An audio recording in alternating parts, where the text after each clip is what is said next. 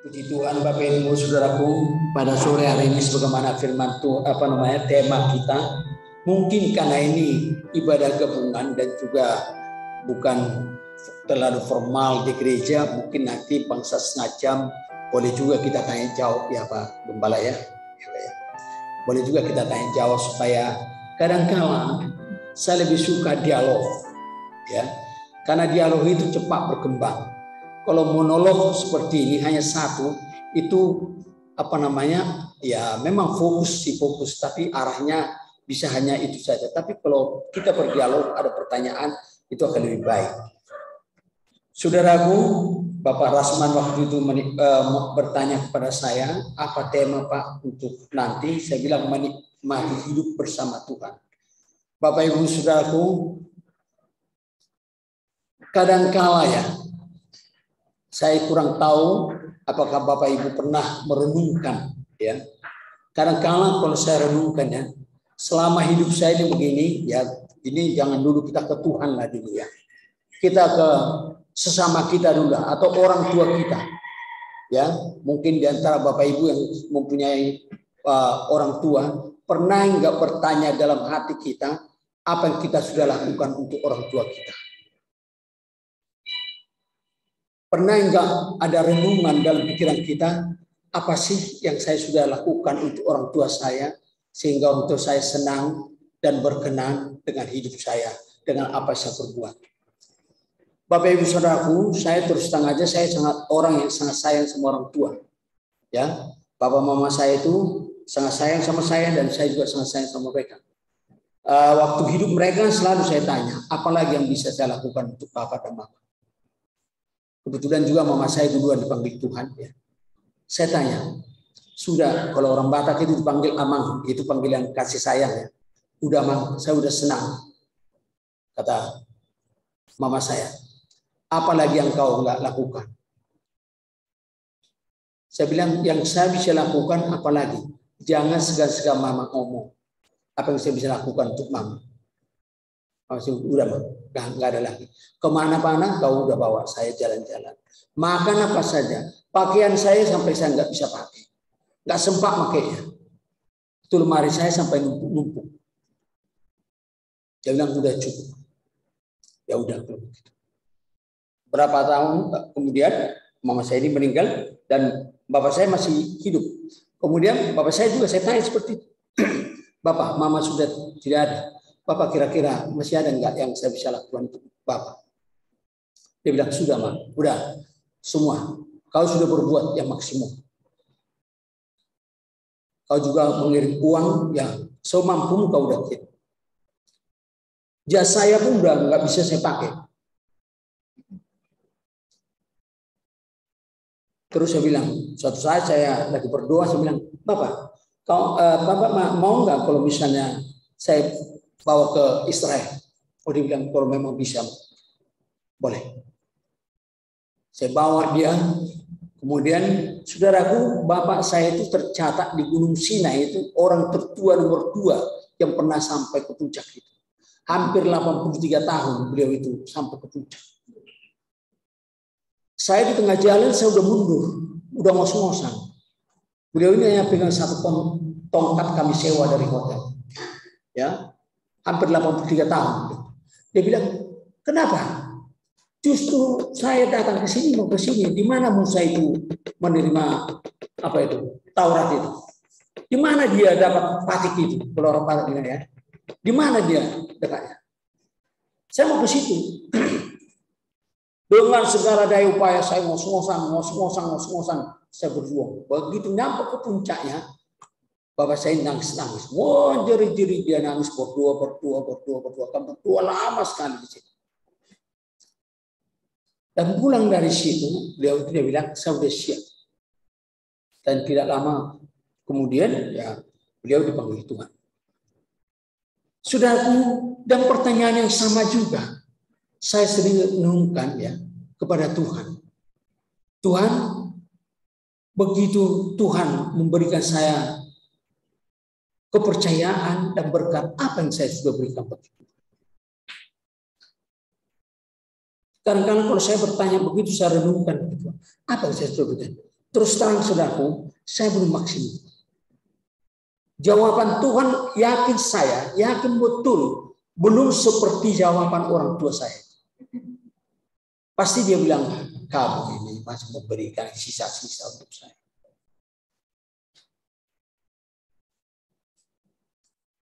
Nah, ini saudaraku, saya terinspirasi ya. Kalau saudara, Bapak Ibu pernah dengar, kalau ini yang paling ngetop sebenarnya John F. Kennedy yang mempopulerkan, janganlah pernah kau tanyakan apa yang negaramu berikan kepadamu, tapi tanyakanlah kepada dirimu apa yang kau berikan kepada negaramu. Sebenarnya bukan John F. Kennedy yang mengatakan itu, tapi Marcus Cicero. Ya, Marcus Cicero tahun 200 sebelum Masehi ngomong seperti itu. Waktu dia mau agresi negara-negara di sekitarnya, memperluas kerajaan kekaisaran. Dia motivasi rakyatnya untuk melakukan, untuk bisa dengan semangat tinggi, betul-betul mengabdi sepenuhnya kepada Tuhan, kepada negara, kepada kaisar. Dan berhasil ternyata. Cicero berhasil. Nah, itu sebenarnya yang menginspirasi dalam pikiran saya. Pernah nggak kita tanyakan? Kalau kita kan banyak kan hanya berdoa meminta kepada Tuhan. Tapi kita nggak pernah bertanya, atau tanda petik saudaraku, jarang bertanya. Ya, apa yang kau harus lakukan untuk Tuhan? Harusnya ini yang menjadi pokok ya fokus hidup kita sebagai orang percaya. Bapak Ibu Saudaraku, ya saya baca ini saya kira ayat ini dasar firman Tuhan untuk sore hari ini untuk kita. Ini ayat ini saya terlalu percaya Bapak Ibu sudah hafal betul di dalam Matius 7 ayat 21 sampai 23. Demikian firman Tuhan. Bukan setiap orang berseru kepadaku, Tuhan, Tuhan, akan masuk ke dalam kerajaan surga, melainkan dia yang melakukan kehendak Bapakku yang di surga. Pada hari terakhir, banyak orang akan berseru kepadaku, Tuhan, Tuhan, bukankah kami telah bernubuat demi namamu, dan mengusir setan demi namamu, dan mengadakan banyak mukjizat demi namamu juga. Pada waktu itulah aku akan berterus terang kepada mereka dan berkata, aku tidak pernah mengenal kamu. Enyalah daripadaku kamu sekalian pembuat kejahatan. Penekanan firman Tuhan pada sore hari ini Bapak Ibu Saudara di dalam ayat 23 itu. Pada waktu itulah aku akan berterus terang kepada mereka dan berkata, aku tidak pernah mengenal kamu, enyalah daripadaku kamu sekalian pembuat kejahatan. Bapak Ibu Saudaraku, kadang-kadang kalau saya baca ini ayat Saudaraku, firman ini, ya, bisa membuat kita takut, saudara. Yang saya hanya khawatirkan ya, banyak kita orang Kristen ini, atau bahkan hamba-hamba Tuhan, bahkan pendeta ini, nggak jauh beda dari biro travel. Ya, jual jasa surga. Kalau sekarang kan populer itu penjaga pintu surga di mana-mana ya. Suka-suka dia bisa mengatakan siapa masuk surga atau tidak. Mencium bau surga pun katanya nggak bisa itu katanya. Waduh, saya pikir hebat benar yang menjaga pintu surga itu ya. Ya, lagi populer itu sekarang. Nah, kadang-kala bisa juga orang Kristen nanti seperti itu. Bicara surga, tapi nggak pernah, sesungguhnya nggak pernah masuk surga. Nggak jauh beda dengan biro travel. Jasa. Ya. Biro travel itu saudaraku, misalnya ya, kalau kita ambil tiket, kayak kemarin saya ke Jogja, belum tentu yang menjual tiket itu pernah ke Jogja. Tapi misalnya Jogja, katanya itu belum pernah ke Jogja, belum tentu. Sama halnya kalau kita di terminal, saudaraku. Kalau dulu ya, kalau sekarang sih enggak, karena udah online semua ya, teknologi udah canggih. Kalau dulu, pertama saya datang ke Jakarta itu, di Cililitan itu kan kalau kita mau ke Bandung, waktu saya mau kuliah ke Bandung. Jadi kadang-kadang kita bawa tas itu udah rebut-rebutan orang mengambil tas kita. Ya. Kan belum tentu orang itu pernah ke Bandung. Nah, banyak nanti orang Kristen seperti itu. Dan itu ternyata firman Tuhan mengatakan itu. Nah, penekanan pada sore hari ini adalah pada waktu itulah aku akan berterus terang kepada mereka dan berkata, aku tidak pernah mengenal kamu. Mengenal saya cari saudaraku di kamus bahasa Yunani, ya. Mengenal itu ada dua macam penggunaan mengenal. Ada eido, ya, mengenal, mengetahui, eido atau oida. Asal katanya eido. Itu mengetahui atau mengenal.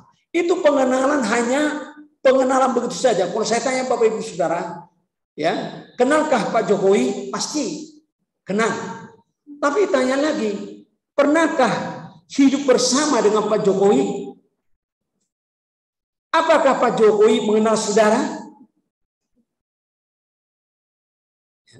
Nah, di dalam ayat ini penggunaan kata mengenal tidak pakai eido atau oida, saudaraku, tapi digunakan kata ginesko atau dalam bahasa Ibrani-nya yada. Ginesko. Jadi pengenalan yang intim. Sebagaimana suami istri mengenal atau suami mengenal istrinya, istrinya mengenal suaminya. Saling menikmati, mengenal betul. Ya. Istri mengenal suami, suami mengenal istri, betul-betul mengenal. Saling menikmati, saling memberi, dan saling menolong, saling memperhatikan. Pengenalan seperti ini yang diinginkan oleh Tuhan. Yada dalam bahasa Ibrani. Ginesko, pengenalan yang betul. Jadi harus bisa pengenalan itu pengenalan yang benar. Tidak sekedar tahu, tapi mengenal betul. Kita dikenal betul, dinikmati oleh Tuhan. Kita juga menikmati Tuhan. Sama halnya suami menikmati istri, istri juga menikmati suami. Pengenalan sedalam ini sebenarnya yang Tuhan mau. Makanya kata di sini kata ginesko. Saya pertama baca firman ini, saudaraku, ya dulu sebelum saya mendalami, saya pikir kok Tuhan bisa berkata tidak mengenal ya? Apa iya? Rupanya Tuhan berkata tidak pernah aku nikmati kau dan kau juga tidak pernah menikmati aku. Kau jalan sendiri, tidak pernah bertanya kepada aku. Yang Tuhan mau, saudaraku, pengenalan yang betul-betul saling menikmati. Di dalam perjalanan hidup kita, Tuhan mau, saudaraku, pengenalan seperti itu dengan Tuhan. Kita menikmati Tuhan dan Tuhan juga menikmati hidup kita. Saudara, menjadi pertanyaan bagi kita sekarang, bagaimana caranya untuk bisa kita saling menikmati atau saling mengenal dengan Tuhan. Tuhan mengenal kita, kita juga mengenal Tuhan dengan benar. Saudaraku, yang pertama ada saya catat, saudaraku. Yang pertama, kita harus menyadari bahwa kita adalah ciptaan. Kita harus menyadari bahwa kita adalah ciptaan. Dalam Kejadian 1 dikatakan, ya, di dalam Kejadian 1 ayat 26 dikatakan demikian. Baiklah kita menjadikan manusia menurut gambar dan rupa kita, supaya mereka berkuasa atas ikan-ikan di laut, burung-burung di udara, dan atas ternak, dan atas seluruh bumi, dan atas segala binatang melata yang merayap di bumi. Jadi sungguh-sungguh saudaraku, kita menyadari bahwa kita adalah ciptaan. Lagu kita mengatakan, engkau ciptakan aku untuk menyenangkanmu. Tuhan menciptakan kita untuk menyenangkan hati Tuhan. Tidak ada yang lain. Itu dulu, format berpikir kita dulu harus kita rubah, saudara. Cara pandang kita terhadap hidup kita harus kita rubah. Mindset kita harus kita rubah. Bahwa kita sadar betul bahwa kita ini adalah ciptaan Tuhan. Kita tidak mempunyai otoritas penuh atas hidup kita. Tapi Tuhan yang mempunyai otoritas penuh atas hidup kita. Amin, saudara. Kalau tidak, saudaraku, nanti kita akan bisa berbuat sesuka-suka kita sendiri. Di dalam Mazmur 150 ayat 6 juga dikatakan manusia diciptakan untuk memuji Tuhan. Mazmur 150 ayat 6. Manusia itu diciptakan untuk memuji Tuhan, untuk menyenangkan Tuhan. Di dalam Yeremia 18 ayat 4 sampai 6 dibilang bahwa kita ini bagaikan bejana yang Tuhan bentuk, suka-suka Tuhan. Makanya saudaraku, kalau lagunya Pak Era itu suka-sukamu Tuhan, kayaknya nyeleneh ya, kayak apa sih lagu ini? Tapi sesungguhnya kalau kita renungkan, dia benar. Suka-suka Tuhan, suka-suka pencipta. Emang mau apa? Kita bisa bikin apa? Itu dulu kita harus camkan baik-baik, Bapak Ibu Saudara. Saudara, ini lukisan ini lukisan anak saya yang paling kecil, ya, yang tadi yang perempuan. Jadi kalau saya lihat dia melukis itu ya, kalau dia nggak suka itu purak langsung main hapus. Dia salah purak langsung main ini, gitu ya. Apalagi sekarang kalau saya lihat dia lukis di iPad itu ya, begitu dia salah dikit itu hapus, hapus. Suka-suka lukis. Emang apa? Kalau kita sadar betul itu saudaraku, bahwa kita diciptakan untuk menyenangkan Tuhan, maka mindset kita akan berubah dalam menjalani hidup, dalam memandang Tuhan. Saudaraku, kemudian, saudara, apa yang kita harus lakukan? Bagaimana kita mengetahui, ya, atau bagaimana caranya untuk bisa kita saling menikmati atau menikmati Tuhan, menikmati hidup bersama dengan Tuhan. Sekarang tadi yang pertama, kita harus sadar bahwa kita adalah ciptaan Tuhan. Kita diciptakan untuk kesukaan hati Tuhan, untuk menyenangkan hati Tuhan. Tidak ada lagi. Jadi tidak bisa tidak, kita harus mengikuti pola dan cara bermain pencipta. Mau dibawa kemana kita? Kemudian kedua, Bapak Ibu Saudaraku, ya, yang perlu kita lakukan adalah harus kita mengetahui kehendak Tuhan. Apa yang Tuhan mau? Apa sih yang Tuhan mau dalam hidup kita? Agak lain kalau tadi dalam Yeremia dikatakan bahwa kita bagaikan bejana yang sebagaimana pembuat bejana itu suka-suka dia. Bejana itu tidak bisa berbicara. Tapi kalau kita bisa berkomunikasi, kita harus mengetahui apa maunya pencipta. Apa sih maunya Tuhan di dalam hidup kita. Sudah menjadi pertanyaan berikutnya, bagaimana kita mengetahui itu? Bagaimana kita caranya untuk mengetahui apa maunya Tuhan dalam hidup kita? Yang pertama, saudaraku, kita harus hidup bergaul dengan Tuhan. Bergaul, bersahabat, dekat dengan Tuhan. Ya, di Alkitab dikatakan ya, Henok, ya, ada dua orang yang dicatat Alkitab yang saya baca yang pakai kata hidup bergaul dengan Allah, yaitu Henok. Di dalam Kejadian 5 ayat 22 sampai 24. Henok hidup bergaul dengan Allah. Makanya Henok, saudaraku, diangkat langsung oleh Tuhan. Ya, 350 tahun dia hidup bergaul dengan Allah. Kemudian Nuh bergaul dengan Allah. Itu dalam Kejadian 6 ayat 9. Di dalam pergaulan itu, ya, pergaulan kita dengan Allah,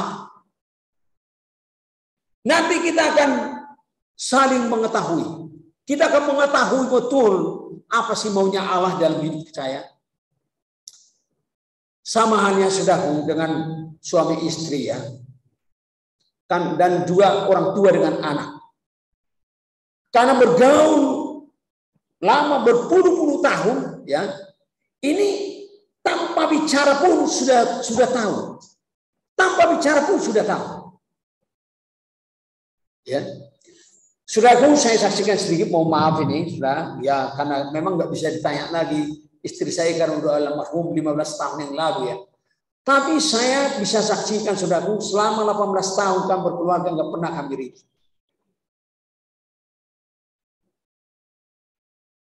Saling maki atau saling bentak-bentak, paling kamu kenapa sih kok begitu? Udah, paling sampai situ. Diam sebentar, dan lagi udah nyambung lagi. Kenapa? Karena begitu saya lihat dia lain, wah saya diam. Saya udah tahu maksudnya, oh ini ada sesuatu yang kurang pas. Sama hanya kalau begitu dia lihat saya lain, dia diam. Jangan dulu, jadi ganggu dulu. Tunggu timing yang tepat. Kok bisa seperti itu? Hidup bergaul, Bapak Ibu. Ini kita semua udah orang tua, ya. Ada orang masih ada anak muda, ya. Saya kira kita juga dengan anak kita begitu. Saya perhatikan ya, kalau anak saya ini 3, saudara, ya. Cara dia meminta ini 3 beda. Cara dia meminta uang. Waktu anak saya pertama itu masih kuliah di UGM dulu. Dia tuh, Pi, pan dia WA Pi, rekening saya sudah meraung-raung. Artinya minta ditransfer. Sudah kelaparan. Macam-macam aja. Nah, kalau saya nomor 2, yang sekarang lagi ngambil spesialis, dia nanti agak putar-putar dulu. Putar-putar, saya udah tahu. Oh, ini anak maunya apa? Baru saya bilang. Iya, gini. Saya udah tahu. Anak saya nomor 3 yang paling kecil ini, kalau itu enggak. Kalau dia enggak. Duit dong. 3 mempunyai cara sendiri. Tapi dari caranya itu aja, saya udah tahu kira-kira maunya apa. Kenapa? Bergaul, saudara. Metode komunikasinya beda. Ya. Makanya kadang-kala ya Bapak Ibu Saudara, ya, itu selalu saya buat ilustrasi ya. Kalau orang Kristen misalnya masih memperdebatkan tepuk tangan, nangis berdoa misalnya, kok itu masih diperdebatkan gitu loh. Itu kan masalah hanya cara saja, cara orang berkomunikasi bisa beda. Nanti kita akan berbicara masalah komunikasi yang berikutnya.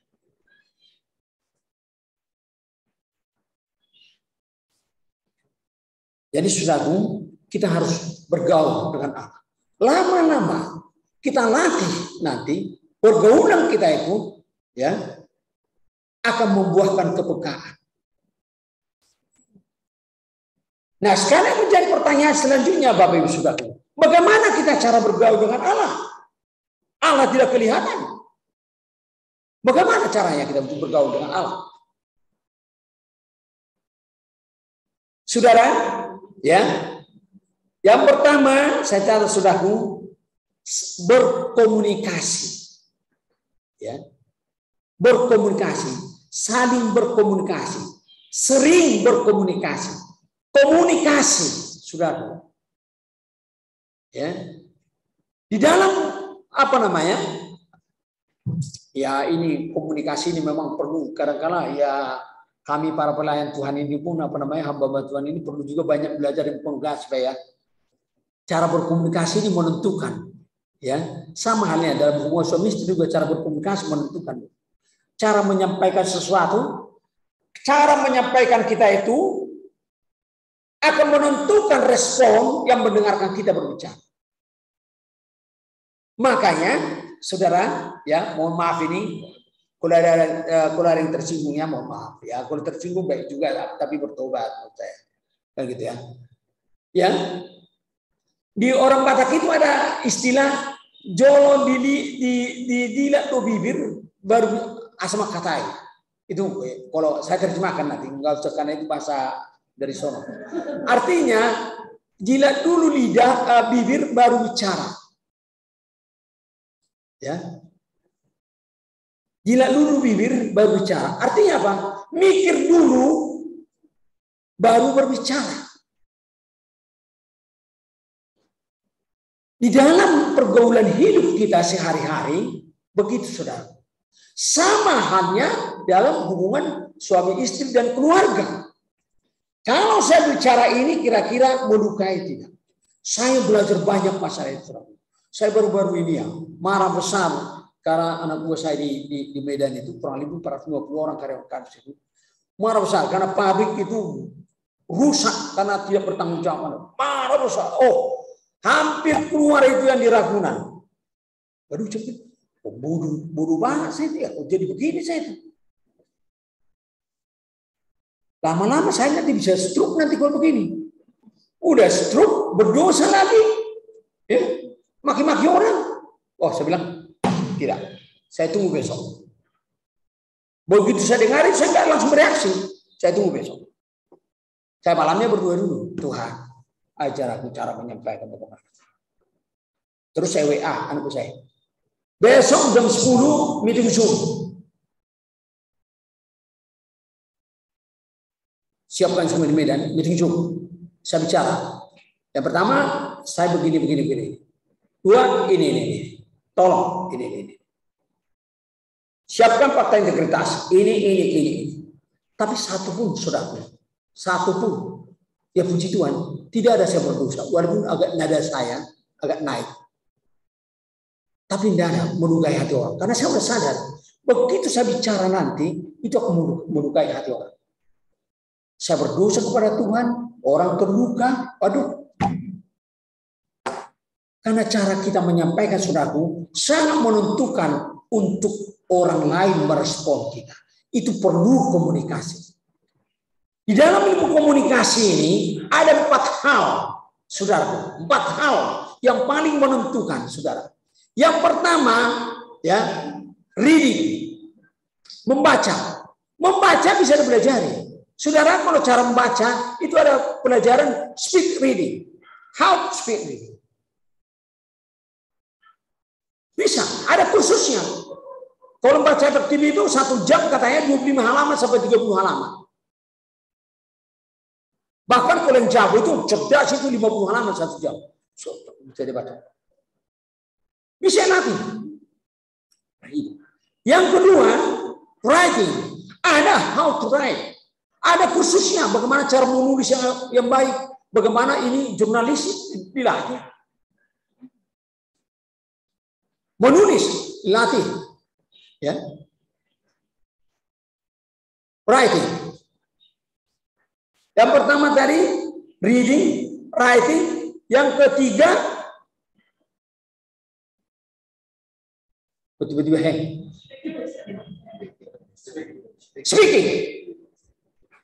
Speaking. Ya. Ada latihannya, ada khususnya public speaking. Yang terakhir, saudaraku, listening. Nggak ada khususnya listening. Orang Kristen harusnya ini, yang terakhir ini yang utama sebenarnya. Banyak mendengar. Banyak mendengar. Saudara, saya ini hampir 30 tahun, saudaraku, jadi merangkap juga jadi konselor rumah tangga. Dan puji Tuhan sudah banyak juga yang jadi menyatu kembali yang hampir cerai. Karena dalam profesi saya tidak mau menangani perceraian. Ya, puji Tuhan banyak juga yang jadi pulih. Di mana permasalahan mereka? Cara berkomunikasi. Kadang-kadang begitu, saudara. Cara berkomunikasi. Ya. Satu dibilang masih A, dibilang ini udah langsung saja, mungkin udah langsung ke Z, ya. Di sini satu bicara, di sana udah sekian. Konon menurut penelitian, ini mohon maaf ibu-ibu ya, mohon maaf. Kalau laki-laki katanya bicara per hari itu kurang lebih 5.000 sampai 7.000. Kurang lebih. Ini penelitian. Tapi kalau perempuan katanya konon sampai bisa 17.000, 15.000. Oh, yang di sini nggak ada. Nggak ada mau ngaku ya Pak ya. Sebab kalau ngaku nanti bahaya. Ya. Saudara, rusak jemaat Tuhan gara-gara seperti ini. Dalam hubungan bersaudara seperti ini.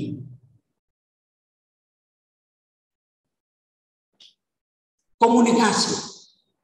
Saudaraku, Tuhan berkomunikasi kepada kita itu ada 4 cara. Yang pertama,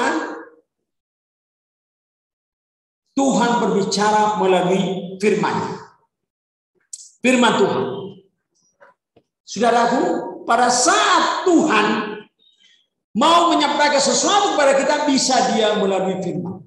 Kita baca firman Tuhan, kita langsung terlibat. Bahkan kita bisa nangis.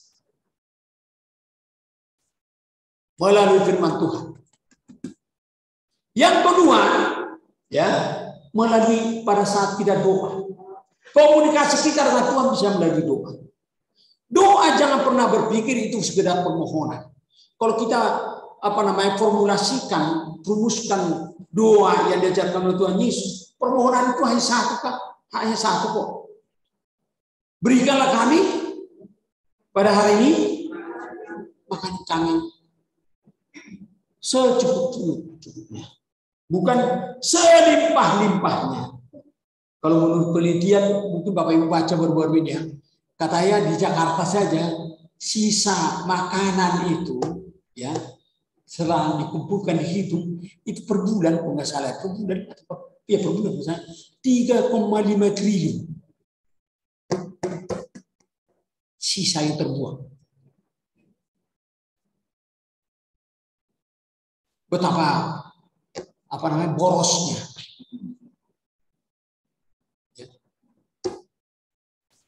Melalui doa kita berkomunikasi kepada Tuhan itu bisa melalui doa.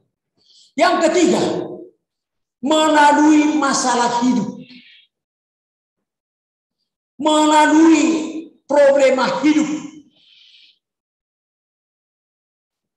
Tuhan juga bisa berbicara.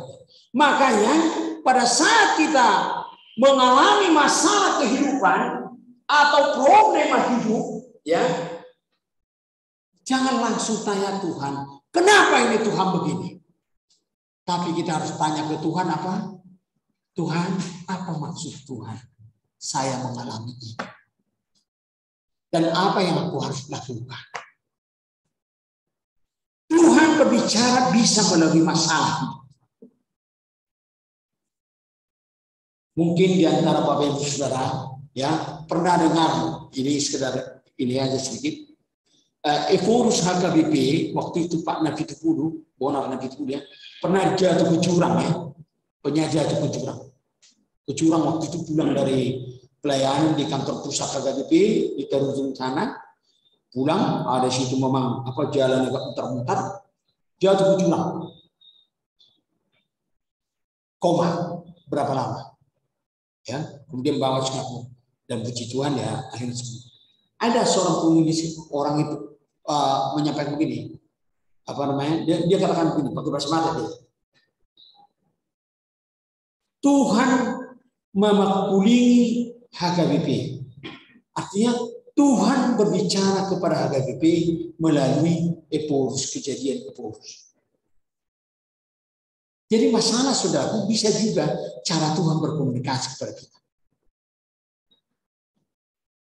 Yang keempat saudara, bagaimana cara Tuhan berkomunikasi kepada kita? Ya, melalui meditasi, renungan. Makanya kita sebagai orang percaya harus memberikan waktu setidak-tidaknya ya minimumlah 30 menit per hari harus berikan waktu untuk Tuhan merenung.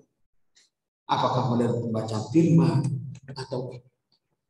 atau bermeditasi. Saudaraku, kalau saya berikan waktu paling tidak pagi dan malam. Malam saya berdua syafaat. Minimum dua syafaat itu minimum 30 menit sampai 1 jam. Semua saya doakan. Saudaraku semua, walaupun saya tidak menyebut satu persatu nama-namanya karena saya nggak tahu, tapi saya doakan. Jemaat. Semua. Ukraina, Rusia saya doakan. Afghanistan saya doakan.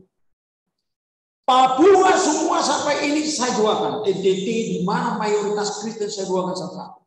Di mana kesulitan orang-orang Kristen di Aceh, di NTB, di mana saja Jawa Barat, di Padang saya doakan satu-satu. Satu-satu saya doakan. Tiap malam. Saya sebut satu-satu itu. Ya, makanya kalau saya hafal sudah, misalnya apa namanya? Ya, ini ya. Kayak Front Pembela Islam, HTI, Hizbut Tahrir, Mujahidin, JAD, PA212, semua saya sebut satu-satu. Satu-satu, tokoh-tokohnya pun saya buat. Saya sebut. Mulai dari apa namanya? Amin Rais, Dim Samsudin, Ustaz Somad,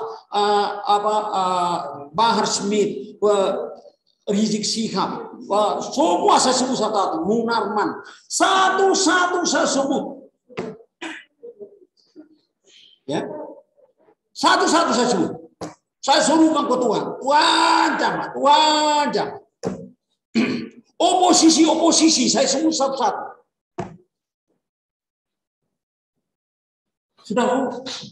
Udah saatnya kita tidak memikirkan diri kita. Untuk itulah kita hadir tengah-tengah bangsa ini. Saudara pikir ya, mungkin kita berpikir, apa artinya doa saya? Oh, saudara, saya pernah baca kesaksian seorang ibu, ya, di India. Saya lupa nama ini ya, daerahnya daerah mana gitu ya. Tapi ini daerah salah satu daerah termiskin di India. Jadi dia hanya di gubuk tinggal, ya. Dan itu sangat minoritas di situ Kristen.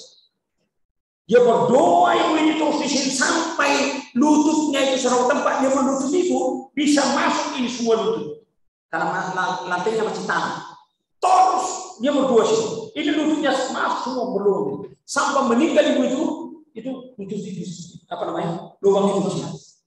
Saudara tahu apa yang terjadi? Ibu ini meninggal, daerah itu semua jadi Kristen.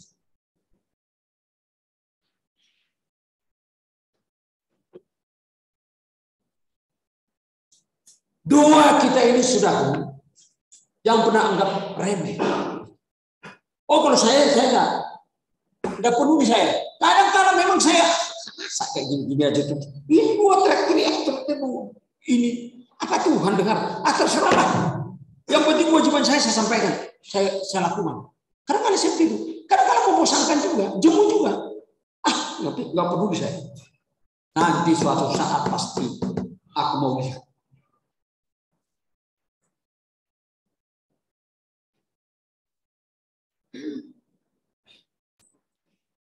Jadi saudara, kita sebagai orang percaya, ya, berkomunikasi dengan Tuhan harus kita bangun. Cara yang saya bilang melalui firman Tuhan. Yang kedua melalui doa. Yang ketiga melalui masalah hidup. Yang keempat melalui meditasi, renungan. Untuk itu kita harus menyiapkan waktu kita untuk merenung, untuk berdoa, berkomunikasi dengan baik. Ini cara kita untuk bisa bergaul akrab dengan Allah. Saudara, yang berguna bagaimana kita cara bergaul akrab dengan Tuhan, ya? Saya bilang tadi dengan cara itu akan membuat kita semakin peka dan semakin intens bisa mendengarkan Tuhan, mendengarkan suara Tuhan. Suatu saat misalnya kita mau ini, oh ya cocok,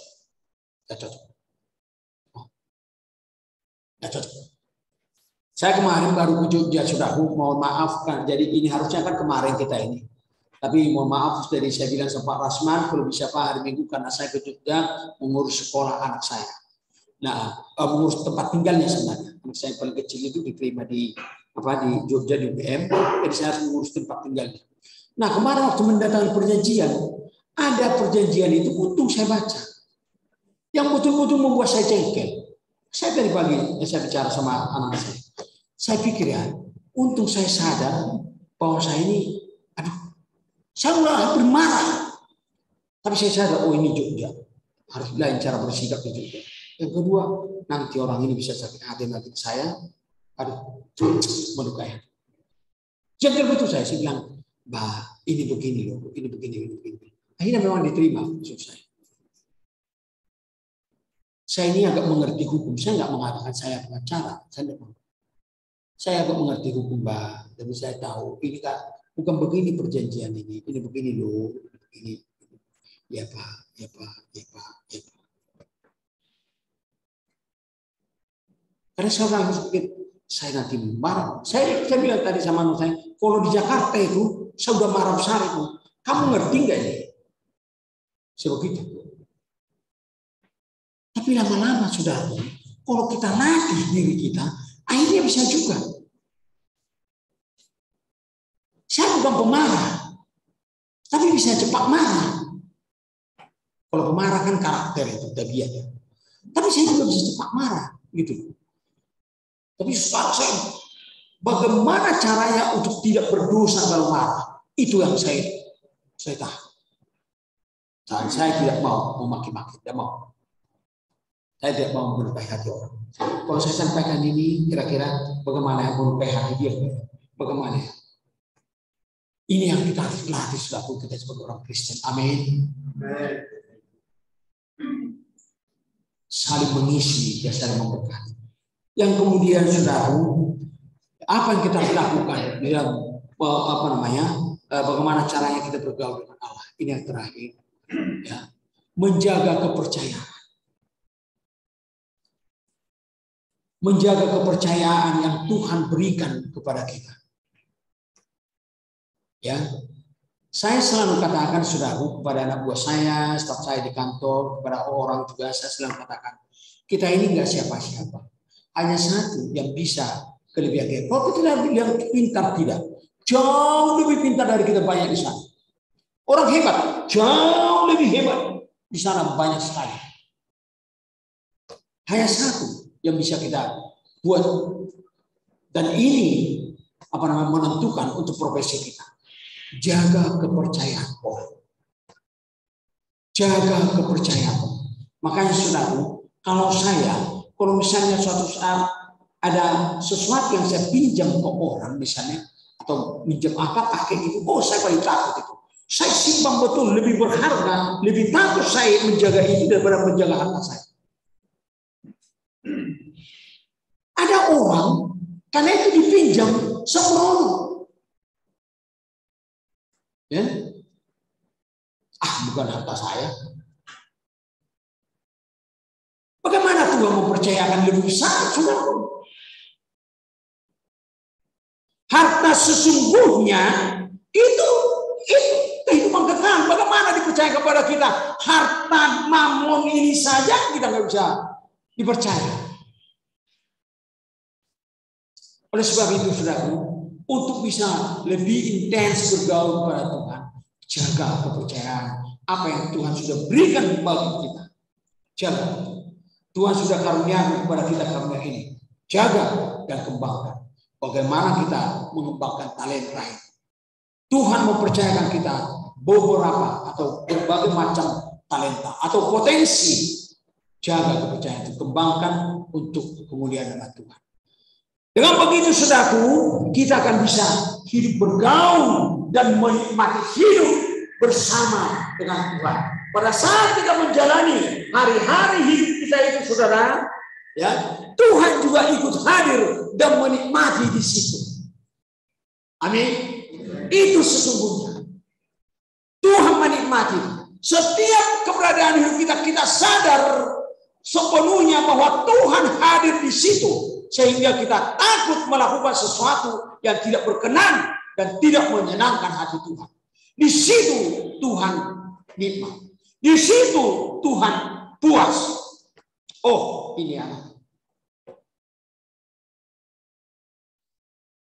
Itu saudaraku yang bisa saya bagikan, dan biarlah Tuhan yang dipermuliakan dan Tuhan memberkati kita.